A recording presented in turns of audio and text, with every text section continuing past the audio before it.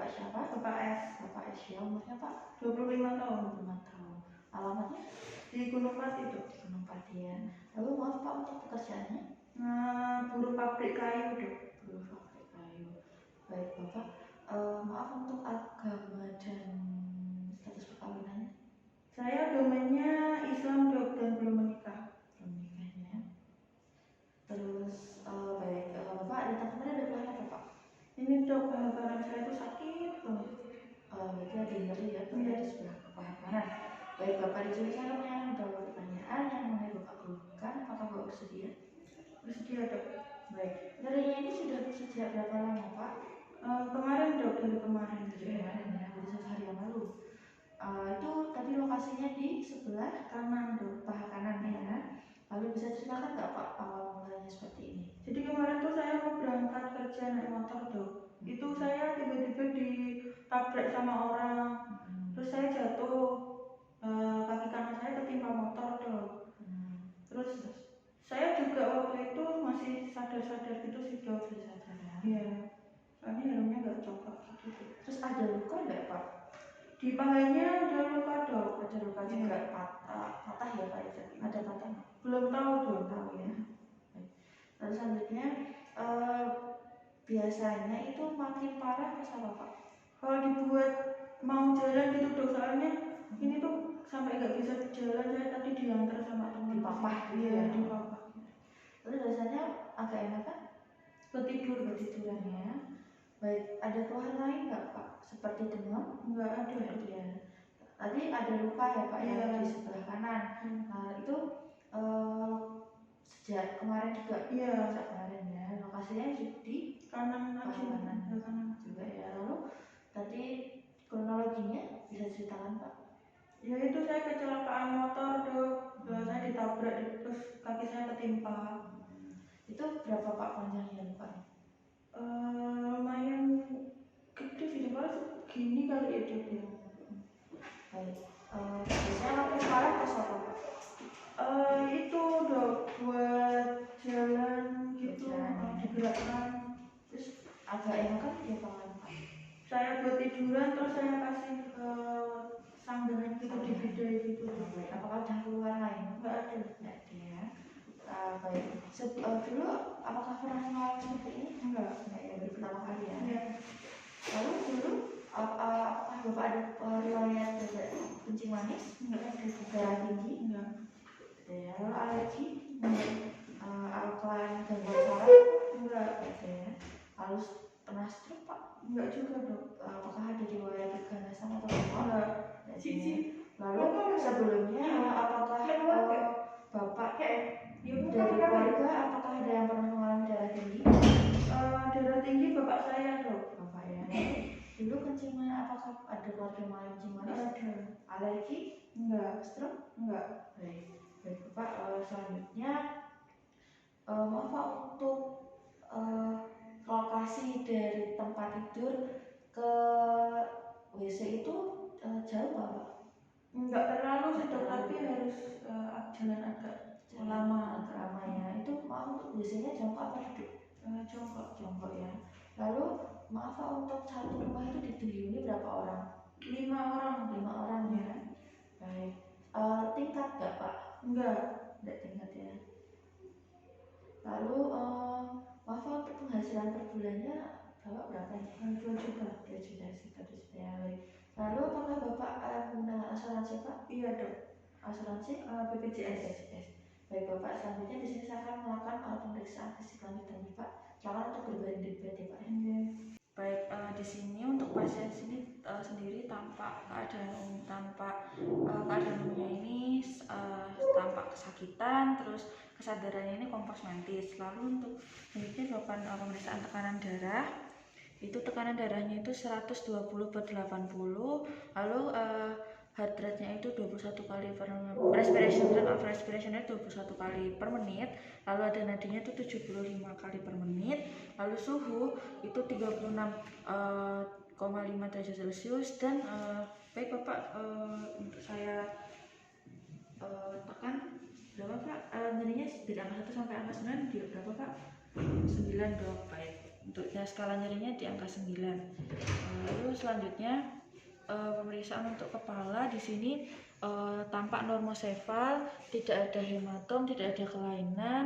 Lalu selanjutnya pada mata, maaf Bapak, baik, tidak terdapat adanya konjungtiva anemis. Untuk Bapak ada pakai kacamata Pak? Tidak ada Nji. Untuk visusnya juga normal. Lalu pada telinga, baik ya Bapak. Di sini tidak terdapat ada hematom, tidak ada perdarahan, tidak ada serumen yang keluar. Lalu selanjutnya, baik Bapak, apakah bisa mendengar dengan baik? Bisa aja, untuk pendengaran juga baik. Bapak, maaf Pak, apakah mencium bau kopi? Ya baik, untuk penciuman juga baik, tidak terdapat septum deviasi, lalu tidak terdapat adanya discharge yang keluar. Lalu pada mulut, itu pada bibir tidak terdapat adanya bibir yang kering dan tidak terdapat pucat. Lalu maaf Bapak, silakan untuk menjulurkan lidah. Di sini lidahnya tidak tampak licin, terdapat papil dan berwarna pink. Lalu maaf Pak, silakan untuk mangap Pak. Gitu. Di sini untuk overlay-nya tidak dapat deviasi, tidak terdapat pembesaran pada sekitar mulut. Lalu di sini apakah Bapak ada nyeri telan? Tidak ada Nj. Silakan mengelan Pak. Tidak terdapat nyeri telan. Lalu selanjutnya pada leher tidak terdapat adanya pembengkakan kelenjar getah bening. Lalu tidak terdapat deviasi trakea. Pada tulang krikoidnya juga tidak terdapat adanya pembesaran. Tidak terdapat juga adanya pembesaran pada tiroid. Lalu selanjutnya untuk membuka pada bagian pakaian bagian atas ya Pak. Lalu di sini pertama saya melakukan inspeksi. Di sini tidak terdapat. Pak, silakan bernafas Pak. Baik, tidak baik dada kanan maupun kiri itu normal, tidak ada dada yang tertinggal. Lalu simetris antara kanan maupun kiri, tidak terdapat adanya odem pada sekitar toraks. Lalu tidak terdapat hematom, tidak ada jejak, tidak ada jaringan sikatrik. Lalu tidak ada perubahan warna kulit dan tidak ada tanda lahir. Lalu selanjutnya sini saya melakukan palpasi. Kalau nyeri bilang ya Pak. Di sini juga tidak terdapat nyeri tekan J. Baik, silakan untuk mengatakan 77 Pak. 77 77 77 77. Baik, hasilnya untuk vokal fremutus normal, tidak terdapat adanya getaran yang tertinggal. Lalu selanjutnya saya melakukan perkusi di seluruh lapang paru J.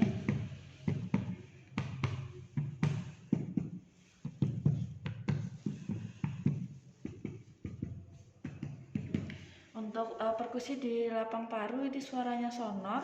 Lalu selanjutnya saya akan melakukan auskultasi di 12 titik.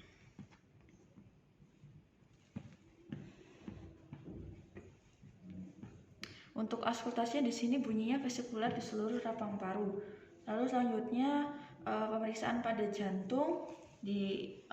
Pertama saya melakukan inspeksi terlebih dahulu. Di sini tidak terdapat adanya ictus cordis yang tampak kuat angkat. Lalu selanjutnya palpasi di ictus cordis itu pada linea midclavicular sinistra ke-5. Lalu selanjutnya ictus cordisnya itu positif, teraba tapi tidak kuat angkat. Lalu selanjutnya untuk perkusi yaitu dimulai dari ICS 2 di linea sternalis dextra, dari suara sonor ke peka naik 1, lalu ke medial. Di sini ditemukan untuk batas jantung kanan itu di ICS 5 linea sternalis dextra. Lalu untuk batas jantung kiri linea, lalu ke medial ditemukan di ICS 5 linea midclavicular sinistra. Untuk batas jantung atas dimulai dari linea parasternalis. Ini ditemukan di ICS 2 linea parasternalis sinistra, dan batas jantung bawah itu di ICS 5 linea midclavicular sinistra. Lalu selanjutnya untuk auskultasi di 4 titik, yaitu di sini tidak dapat adanya bunyi jantung tambahan untuk bunyi jantung 1 dan 2 normal, dan tidak dapat adanya bising jantung. Lalu selanjutnya pertama saya akan melakukan pada abdomen. Pertama akan melakukan inspeksi. Di sini untuk bentuk perutnya ini datar, tidak terdapat adanya pembengkakan, lalu tidak ada jas, tidak ada tanda lahir, tidak ada jaringan sikatrik, tidak ada perubahan warna kulit. Lalu untuk auskultasi di 4 kuadran, suaranya peristaltik, lalu tidak ada bising usus. Lalu selanjutnya untuk palpasi, Pak, kalau misalnya nyeri ada ngomong ya Pak. Baik, tidak ada nyeri tekan pada sekitar organ, lalu tidak ada terdapat pembesaran organ di sekitar abdomen. Lalu untuk perkusi, bunyinya normal timpani pada 4 kuadran abdomen. Lalu selanjutnya pemeriksaan ekstremitas superior dextra. Pertama superior yang dextra dan sinistra. Lalu yang inspeksi yang baik kanan maupun kiri tidak dapat adanya hematom, tidak dapat adanya odem, tidak dapat jaringan sikatrik, tidak ada tanda lahir, tidak ada kemerahan, dan tidak terdapat adanya deformitas. Lalu selanjutnya melakukan palpasi. Apakah ada nyeri Pak? Tidak ada J. Lalu untuk capillary refill time, baik kanan maupun kiri 2 detik. Lalu baik Bapak, apakah bisa melakukan pergerakan ke seluruh arah? Bisa melakukan sendiri J. Baik, untuk range of motionnya ini normal, dapat melakukan pergerakan ke segala arah. Lalu selanjutnya melakukan pemeriksaan pada ekstremitas inferior baik yang dextra maupun sinistra. Untuk yang pertama dextra terlebih dahulu, di sini saya melakukan inspeksi. Di sini terdapat adanya hematom di paha kanan, lalu terdapat deformitas dan terdapat jas di regio femur. Lalu terdapat juga fulsus laceratum di regio cruris anterior karena terdapat luka yang terbuka. Lalu selanjutnya, baik Bapak, saya akan pertama menggunakan sarung tangan terlebih dahulu. Baik Bapak, apakah terasa nyeri Pak? Ya, baik, terasa nyeri, terus juga rasanya baal Pak ya di regio femur. Lalu teraba hangat juga di regio femur dan cruris anterior. Lalu selanjutnya untuk capillary refill time itu normal, itu kurang dari 3 detik. Lalu terdapat krepitasi namun sulit dinilai karena terdapat odem. Lalu melakukan perabaan pada arteri femoralis, popliteal dan arteri dorsalis pedis itu dalam batas normal. Lalu untuk roomnya sendiri itu susah digerakkan J karena terdapat adanya luka. Lalu selanjutnya pada inferior sinistra tidak terdapat adanya hematom, tidak dapat adanya deformitas, tidak dapat adanya jas, dan tidak terdapat adanya fulsus laceratum. Lalu untuk filmnya di sini untuk suhunya juga normal, tidak terdapat hangat, lalu tidak terdapat odem, tidak terdapat nyeri tekan Pak, tidak ada dok, lalu tidak dapat adanya parastesis atau baal, dan tidak dapat adanya krepitasi. Lalu capillary refill time di sini juga normal, kurang dari 2 detik. Lalu melakukan perabaan pada arteri femoralis, popliteal dan dorsalis pedis ini normal. Lalu selanjutnya untuk movement yang dextra itu nggak sakit ya Pak. Baik, untuk movement roomnya ini full bisa semua J Pak J. Lalu selanjutnya untuk genital, maaf Pak, silakan untuk buka bagian atasnya J Pak. Untuk di sini pertumbuhan rambut pubisnya normal, tidak terdapat adanya perubahan warna kulit, tidak juga Bapak sudah melakukan sirkumsisi J. Lalu tidak dapat adanya secret orifisium. Lalu ketika dipalpasi tidak ada nyeri tekan pada sekitar penis maupun skrotum, dan tidak dapat adanya nyeri tekan pada daerah inguinal. Lalu sekian, selanjutnya di sini saya akan melakukan pembidayaan. Untuk yang pertama, di sini kan karena ada luka maka dapat ditutup dengan menggunakan plaster supaya luka itu tertutup dan tidak jadi ada infeksi. Nah, lalu selanjutnya mengambil alat bidai, dilakukan pembidaian, meletakkan kayu di antara dua paha. Lalu selanjutnya dilakukan pembidaian sampai semua tertutup.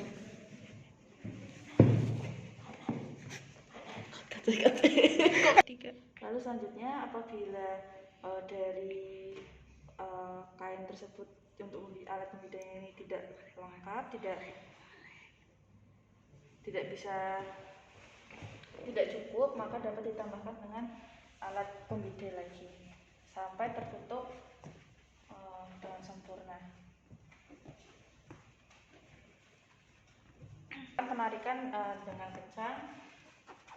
Lalu selanjutnya apabila sudah tutup dikunci dan selesai. Baik Bapak, silahkan alat ini sudah selesai. Silahkan untuk beristirahat ya Pak. Terima kasih atas kerjasamanya. Wassalamualaikum warahmatullahi wabarakatuh.